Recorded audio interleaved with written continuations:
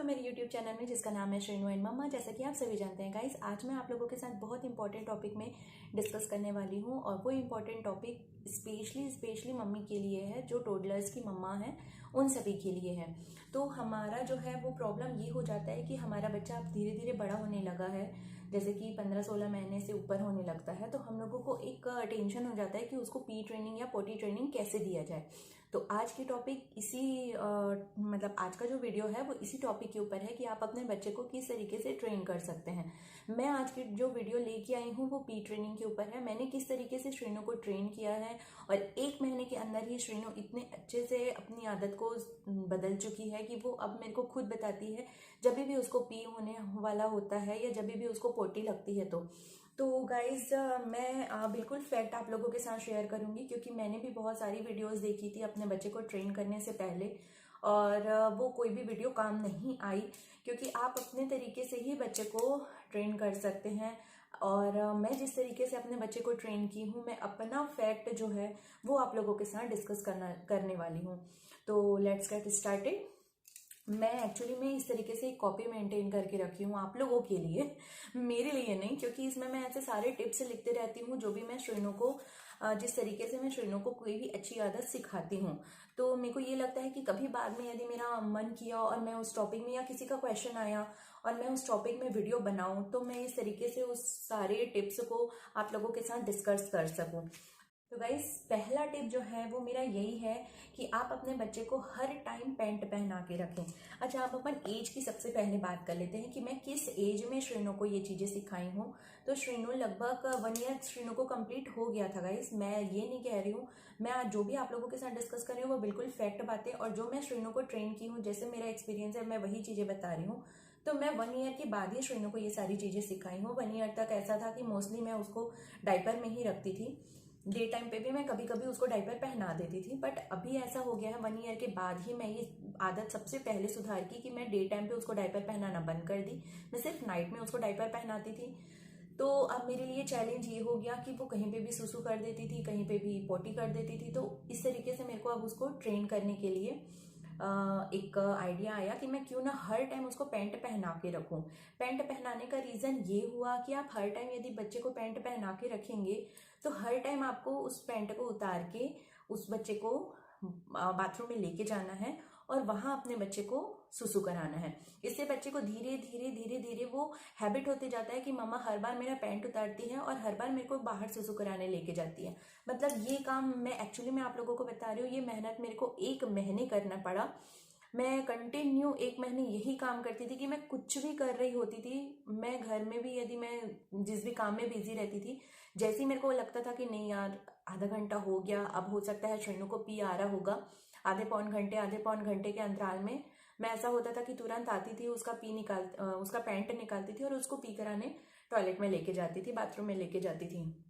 नहीं आता था, मतलब हमारा जो ट्रेडिशनल तरीका है जैसे कि मुंह से आवाज करना, इस तरीके से आवाज करना, तो मैं उसी तरीके से करती थी। और एक्चुअली में धीरे धीरे ये होता गया कि श्रीनु काफी छोटी है, साल भर का बच्चा तो बहुत ही छोटा हो गया, लेकिन फिर भी मैं कोशिश करती थी कि श्रीनु को धीरे धीरे धीरे इस तरीके से हैबिट हो। और धीरे धीरे मतलब ये होता गया कि श्रीनु को भी समझ में आने लगा कि हाँ मम्मा आती है और मेरा पैंट निकालती है और मेरे को सुसु कराने लेके जाती है। साल भर का बच्चा बोल नहीं सकता है, जरा भी वो आपको इंडिकेट नहीं कर सकता, तो उस तरीके से तो वो खुद नहीं बता सकता था, बट मेरा यही तरीका था। सेकंड टिप ये है कि स्पेशली जब वो खाना खाती थी उसके बाद तो मैं तुरंत उसको पी कराने लेके जाती थी, क्योंकि ये तरीका तो बड़ों का भी होता है, जो भी एल्डर्स होते हैं उनका भी यही तरीका होता है कि जब भी हम खाना खाते हैं हम पी रिलीज करते ही हैं। तो बच्चों का भी यही तरीका होता है, वो भी खाना खाने के बाद जरूर पी रिलीज करते हैं। तो ये टाइम आप लोगों को एक ध्यान रखना पड़ेगा कि किस टाइम पे बच्चे पी रिलीज करें। यदि आप उनको कुछ भी लिक्विड फूड दे रहे हैं, यदि आप उनको कुछ भी खिला रहे हैं या फिर आप उनको फीडिंग करा रहे हैं, तो अक्सर इन सभी चीजों के बाद में बच्चे पी रिलीज करते ही हैं। तो ये टाइम पे आप उनको टॉयलेट में लेके जा सकते हैं पी रिलीज कराने के लिए। ये दूसरी टिप हुई। तो सबसे इंपॉर्टेंट हुआ कि आप उसको हर टाइम पैंट पहना के रखें, जिससे उसको खुद की हैबिट रहे कि हाँ मम्मा मतलब पैंट निकालने के बाद ही मेरे को पी कराने लेके जाती है। दूसरी हैबिट ये हुई कि आप टाइम ध्यान रखिए कि यदि बच्चा कुछ भी फूड ले रहा है, कुछ भी ड्रिंक कर रहा है, उसके बाद जस्ट मतलब 1 सेकेंड का भी देरी किए बिना आप उसको तुरंत टॉयलेट में लेके गए। मैं ये 2 काम मतलब आप बिलीव नहीं करेंगे, मतलब मैं एग्जैक्टली 30 दिन तो नहीं कह सकती कि 1 महीना में मेरा बच्चा ट्रेन हो गया, शायद मेरे को 45 दिन लगे होंगे। मैं एक एस्टिमेट टाइम आप लोगों को बता रही हूँ, लेकिन इतने दिन के ड्यूरेशन में श्रीनो की बिल्कुल हैबिट हो गई। श्रीनो शायद 14 महीने की हो रही थी लगभग, मतलब 12 महीने के बाद मैंने उसको ट्रेन करना शुरू किया, और शायद 14 महीने की होते में मैं उसको बिल्कुल ट्रेन कर चुकी थी। श्रीनो खुद से मुझे इशारा करती थी, जब भी उसको सुसु आता था वो इस तरीके से अपना मुंह ऐसे बना लेती थी, सुसु और ये बहुत फनी होता था, लेकिन फिर भी मेरे लिए रिलैक्स हो गया था कि चलो श्रीनु अब खुद से बताने लगी है कि उसको सुसु आ रहा है। ओके गाइज, तो ये हो गई 2 टिप। अब हमारी 3rd टिप ये है कि आप हमेशा बच्चे को सेम प्लेस पे ही पी रिलीज करने के लिए लेके जाएं। आप बाथरूम यूज कर रहे हैं तो हमेशा बाथरूम में ही लेके जाएं। वैसे मेरी पर्सनल एडवाइस यही है कि आप बाथरूम में ही लेके जाएं, क्योंकि और किसी अदर जगह में लेके जाना आई थिंक बहुत ज्यादा हाइजेनिक नहीं होता है। तो हमेशा बच्चे को बाथरूम में ही पी रिलीज के लिए लेके जाएं। देखिए अभी बच्चा काफी छोटा है, उसकी मेमोरी जो है वो बहुत बहुत तेजी से डेवलप हो रही है, तो बच्चा किसी भी चीज को ना बहुत जल्दी कैच करते हैं। जितने भी बच्चे रहते हैं, जितने भी टोडलर्स रहते हैं, सभी की बात है। तो यदि आप उसको सेम प्लेस पे बार बार लेके जाएंगे कि आपको यहीं पे पी रिलीज करना है, चलो बेटा यहाँ पे ही आपको बाथरूम करना है, तो वो उस चीज को समझ जाएगा और वो नेक्स्ट टाइम के लिए खुद इशारा करेगा कि आप उसको बाथरूम में ही लेके जाए। जो चीज श्रेणु के साथ हुआ है वही चीज मैं आप लोगों के साथ में डिस्कस कर रही हूँ कि मैं जब भी श्रेणु को पी रिलीज कराती थी तो उसको मैं टॉयलेट में ही लेके जाती थी। मैं घर की किसी और जगह पे उसको कभी नहीं लेके गई कि हाँ चलो यहाँ पे तुम पी रिलीज कर दो, कोई बात नहीं हम क्लीन कर देंगे, ऐसा मैंने कभी नहीं किया। और कोई और जैसे श्रेणु को इस चीज को कराता था तो भी मैं हमेशा घर में टोकती थी कि नहीं नहीं उसको बाथरूम में ही लेके जाओ। नेक्स्ट टिप मेरी ये है जो मैं श्रेणु के लिए फॉलो की, वो ये है कि मैं टाइमिंग के अकॉर्डिंग श्रेणु को पीपी रिलीज कराई। जब भी वो सो के उठती थी तो मैं तुरंत उसको बाथरूम में लेके जाती थी। जब भी वो खाना खाती थी तब मैं उसको लेके जाती थी। जब भी वो फीडिंग करती थी तब मैं उसको लेके जाती थी। या फिर मेरे को लगता था कि हाँ आधे पौने घंटे हो गए हैं, अब यदि नहीं भी खाई है कुछ, लेकिन फिर भी आधे पौने घंटे के अंतराल में मेरे को लगता था कि हाँ अब टाइम हो गया है, अब उसको पी रिलीज कराना चाहिए, तब मैं उसको पी कराती थी। तो इस तरीके से आप लोग भी एक टाइमिंग बिल्कुल ध्यान रखिए। अभी आप लोग को ट्रेनिंग देना है तो इस तरीके से आप लोगों को बहुत ज्यादा कॉन्शियस होना पड़ेगा उस काम को कराने के लिए।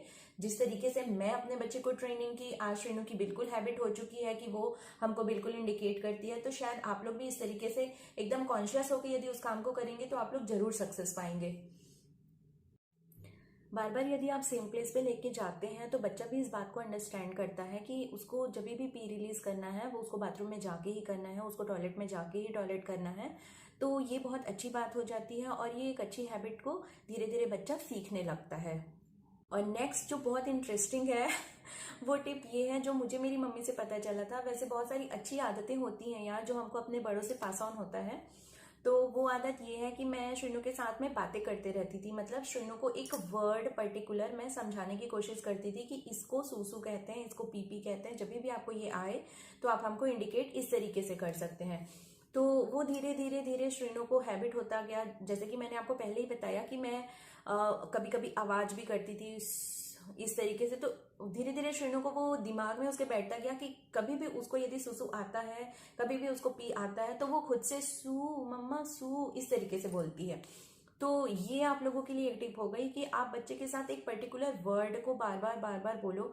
जैसे मैं उसको बाथरूम लेके जाती थी तो स्टार्टिंग की बात है, जब मैं उसको बाथरूम लेके जाती थी तो मैं उसके साथ बोलते रहती थी, बेबी को सुसु आया, श्रेणु को सुसु आया, श्रेणु को चिची आया, श्रेणु को पोटी आया। इस तरीके से मैं उसके साथ वर्ड्स यूज करती थी और धीरे धीरे उसको समझ आया कि पोटी किसको बोलते हैं, सुसु किसको बोलते हैं। तो इस तरीके से आप लोग भी अपने बच्चे के साथ में यूज कर सकते हैं कि आप जब भी उसको पोटी कराने या सुसु कराने लेके जाएं, आप उसके साथ बातें करें। अब मेरी नेक्स्ट टिप है वो बहुत ज्यादा इंटरेस्टिंग है, क्योंकि मतलब मेरे बच्चे के साथ में ये हुआ है और बहुत फनी था। तो मेरे को मतलब बहुत ऐसा लगता है कि शायद सभी बच्चे ऐसा करते होंगे, और यार आप भी जरूर करिएगा कि जब भी बच्चा कोई अच्छा काम करता है ना, तो आप हमेशा क्लैपिंग करिए। क्लैपिंग करने से क्या होगा, बच्चे को ये लगेगा कि अरे वाह, मैंने तो बहुत अच्छा काम किया है, सभी लोग मेरी तारीफ कर रहे हैं, क्योंकि क्लैपिंग को बच्चे अच्छे से समझते हैं। आई थिंक आपके भी बच्चे सबसे पहले क्लैप करना सीखे होंगे, क्योंकि ताली बजाओ, क्लैप करो, अरे वाह तुमने ये बहुत अच्छा काम किया है, इस तरीके से बोलना बच्चों को बहुत अच्छा लगता है। तो मैंने घर में सभी लोगों को बोल के रखा था कि जब भी ये कुछ अच्छा करती है सब क्लैपिंग किया करो। तो कभी जैसे श्रीनु गिर भी जाती थी, जैसे स्टार्टिंग में वो चलना सीख रही थी, और फिर कभी गिर जाती थी, उठती थी और फिर खुद से ही क्लैपिंग करती थी, सबको देखती थी कि सब मुझे देख रहे हैं ना, सब मुझे क्लैपिंग कर रहे हैं ना, मेरी तारीफ कर रहे हैं ना।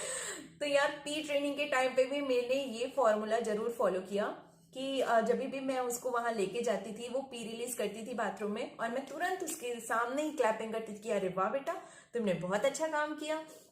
तो ये चीज उसको अच्छा लगता था। फिर धीरे धीरे धीरे ये हैबिट हो गई कि वो खुद से जब पी रिलीज करती थी बाथरूम में जाने के बाद, फिर मम्मा को देखती थी कि मम्मा मैंने तो पी रिलीज कर दिया, आप क्लैपिंग करो।